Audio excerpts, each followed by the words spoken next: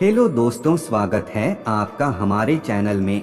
दोस्तों, आज हम सब यह जानेंगे कि आखिर भगवान श्री राम ने मेघनाथ का वध करने के लिए बार बार लक्ष्मण को ही क्यों भेजा।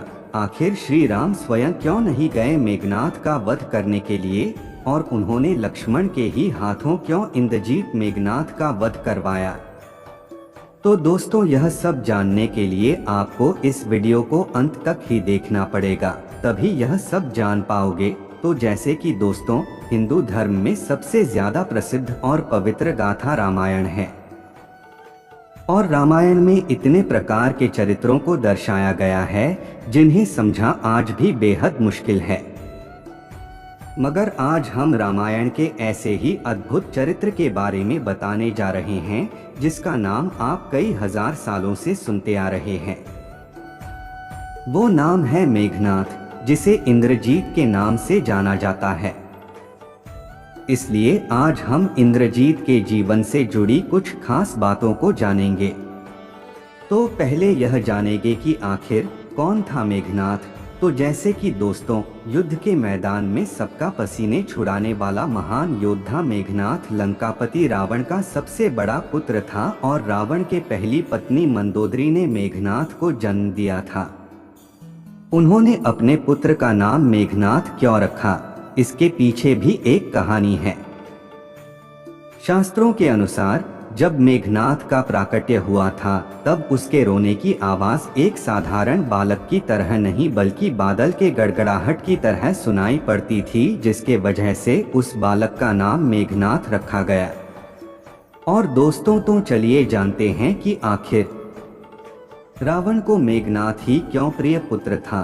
तो जैसे कि दोस्तों, हिंदू शास्त्रों और ज्योतिष के अनुसार मेघनाथ रावण का सबसे बड़ा पुत्र और लंका युवराज भी था। इसलिए रावण मेघनाथ को सबसे ज्यादा प्यार करते थे। कहते हैं कि जितना बड़ा महान विद्वान ज्योतिष रावण था, उससे भी कहीं ज्यादा गुणवान महान योद्धा और सबसे बड़ा ज्ञानी वह अपने बेटे मेघनाथ को बनाना चाहता था। इतना ही नहीं, अपने पुत्र को सबसे ज्यादा ताकतवर और अजर अमर बनाने की कामना को लेकर त्रिलोक विजेता रावण ने सभी देवताओं को अपने पुत्र के जन्म के समय एक ही स्थान अर्थात 11वें घर में विराजमान रहने के लिए कहा था। मेघनाथ के जन्म के वक्त रावण को पुत्र से इतना लगाव हो गया था कि उन्होंने ग्रहों की चाल तक बदलने की कोशिश कर डाली। लेकिन भगवान शनिदेव ने रावण की आज्ञा का उल्लंघन करते हुए सारे ग्रहों से अलग 12वें घर में जाकर बैठ गए, ताकि रावण का पुत्र मेघनाथ अजर अमर की उपाधि ना प्राप्त कर सके। और दोस्तों, तो जानते हैं कि आखिर कैसे मिला मेघनाथ को ब्रह्मा जी का वरदान। तो जैसे कि दोस्तों, हिंदू धर्म की पौराणिक कथाओं के अनुसार स्वर्ग पर अपना आधिपत्य जमाने के लिए लंकापति रावण ने देवताओं पर आक्रमण कर दिया था। इस युद्ध में मेघनाथ ने भी हिस्सा लिया था। इस दौरान लंकापति पर इंद्र ने हमला करना चाहा, तो मेघनाथ ने पिता को बचाने के लिए आगे आ गया। मेघनाथ ने उसी क्षण इंद्र और इंद्र के वाहन ऐरावत पर हमला कर दिया, और उसने सभी देवताओं के साथ इंद्र को भी हरा दिया, जिसके बाद से इंद्रजीत के नाम से संबोधित किया जाने लगा। और दोस्तों, युद्ध के समाप्त होने के बाद मेघनाथ स्वर्ग से निकलने लगा, तो उसने इंद्र को अपने साथ ले लिया और अपने रथ पर बैठाकर लंका में ले आया। लेकिन जब ब्रह्मा जी मेघनाथ से निवेदन किया कि वह इंद्र को मुक्त कर दें, मगर मेघनाथ इस बात को मानने के लिए तैयार नहीं था। इसके बाद ब्रह्मा जी ने इंद्र को छोड़ देने के लिए उसके बदले एक वरदान देने का वचन दिया। मेघनाथ ने इसका फायदा उठाते हुए उनसे अमरता का वरदान प्रदान करने के लिए कहा। उस दौरान ब्रह्मा जी ने मेघनाथ को बोला कि अमर होना इस प्रकृति में किसी भी जीव के लिए संभव नहीं है, क्योंकि यह तो प्रकृति के ही खिलाफ है। तुम कोई दूसरा वरदान मांग लो। मगर मेघनाथ अपनी बात पर अड़ा रहा।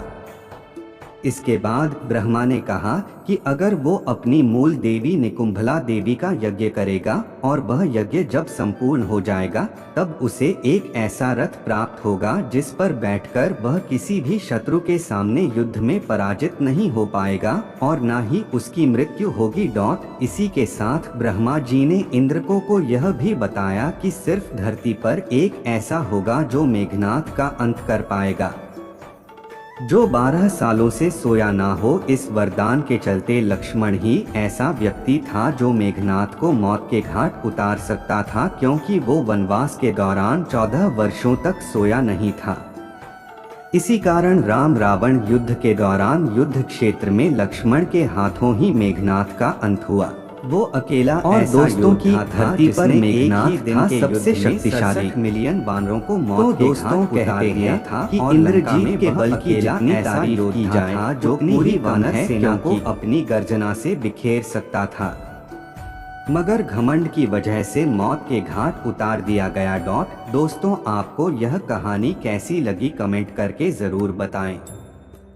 और दोस्तों, यह कहानी आपको अच्छी लगी हो तो प्लीज हमारी वीडियो को लाइक और चैनल को सब्सक्राइब जरूर कर लेना, ताकि आने वाली इसी तरह की हर कहानी की वीडियो आप तक सबसे पहले पहुंचे। धन्यवाद।